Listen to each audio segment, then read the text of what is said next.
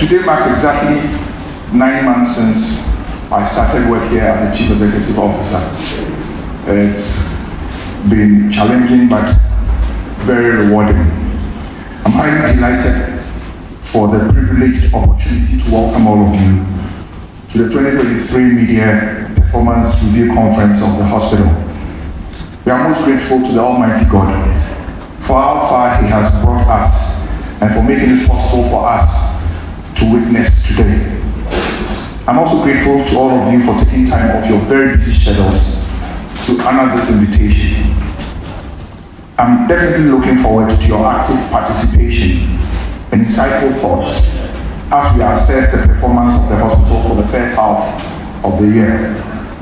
Distinguished ladies and gentlemen, there is no doubt that the Lord has been good to us as a hospital this year. There's been remarkable progress in the performance of the hospital in the first 6 months of the year as compared to the same period in 2022.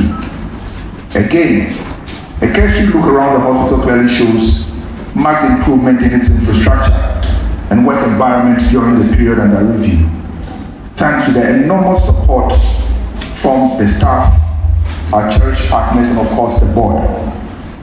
Specialist OPD cases registered for the period was 183,267, as against a target of 123,971, representing a positive variance of 7.5%. Primary care OPD cases also went up to 31,378, which was 14% above the set target of 27,500. Surgical operations for the period were 10,375, about 27% above the target of 8,100. The target for radiotherapy was 3,036 compared to 3,260 that were recorded. The targets for physiotherapy, laboratory, and radiology services were all met and surpassed during the period under review.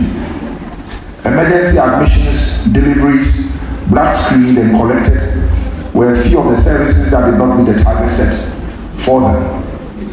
Distinguished ladies and gentlemen, in line with our theme for the year, which is driving a customer-centric agenda for healthcare delivery, the role of management, staff, and stakeholders. Management during the period under review implemented a number of measures to improve patients' experience at the hospital. This was achieved through a combination of interventions, including improved staff output, early start of clinics, availability of medical consumables, laboratory reagents, and pharmaceutical products, and enhanced supervision and enforcement of discipline by executive management. The enforcement of the timely commencement of clinical services at all the specialist consulting rooms, commencement of payment of bills through Momo and POS for the first time in the history of the hospital, and the strengthening of the quality assurance unit to prioritize quality of care issues, patients' feedback, and system improvements have all helped to improve quality of care to patients. The use of Momo and POS payments options for settling bills has proven so popular that the cumulative payments made through them to date since their introduction in March 2023 stands around 2.2 million Ghana cedis. Distinguished ladies and gentlemen, management over the period continued its enhanced supervision of staff and clinical services with the maintenance of physical presence at all the operational areas through regular visits by directors and their deputies, even during weekends and holidays. In addition to the regular visits to the operational areas, strict enforcement of discipline among members of staff has resulted in better patient care practices of the hospital. From January to June 2023, 16 members of staff were given sanctions, including a dismissal, warnings, and suspensions without pay for various infractions of the disciplinary code of the hospital. It must, however, be pointed out that also of great priority to management during the period under review were issues of staff motivation and welfare, knowing and believing that in addition to discipline, it takes a well-motivated workforce to deliver to meet the expectations of clients. Management therefore took a number of steps to enhance staff motivation packages to encourage them to give up their best. Apart from the general increase in the levels of allowances paid to line managers of the hospital, management also increased the medical package for staff and their families by 25%. All outstanding promotions were cleared for qualified staff, while the 13-month allowances owed to members of the Health Service Workers Union were paid.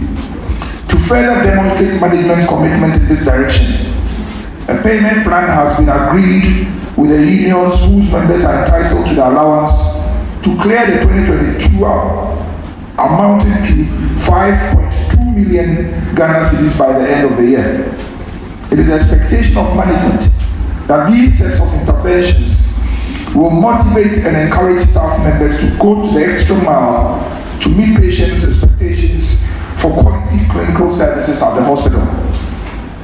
Distinguished ladies and gentlemen, thanks to the support of partners such as News Ghana, Ozone Chemist, Genfi, Alex Myanmar, the hospital during the first half of the year underwent the largest facelift in its recent history, with many rundown facilities receiving some repairs and paintings as part of an ongoing beautification exercise. As a result of this, facilities such as the doctor's flats, ear, nose and throat, laundry, breast care, finance, human resource blocks, and the fence wall of the Family Medicine Directorate, all of which were in very depressed states, have been given major facelifts. We are indeed grateful to all the aforementioned partners for the support and hope that we can continue to count on the benevolence of other public-spirited individuals and institutions as we strive to improve the operational environment at the hospital for improved patient care. Distinguished ladies and gentlemen, among the key projects that will engage the attention of management for the rest of the year will be the completion of a number of ongoing projects at the hospital. These include the Assisted Reproductive Technology Center, the ART Center, Patients' Relatives Hostel, expansion and refurbishment of the Dialysis Center, and the comprehensive renovation and modernization of the main theater of the hospital at a cost of about 1.5 million Ghana cedis. Work will also be reactivated on the 3-story doctor's office complex, which has been abandoned for the past 15 years. A special exercise will also be carried out in the coming weeks to check the wanton use of a hospital as thoroughfare by motorists. A recent study commissioned by management clearly established that 64% of cars entering the hospital do so for the sole purpose of using it as thoroughfare. This has led to intermittent vehicular traffic congestion, which impedes the transportation of critically ill patients into and within the hospital for emergency care.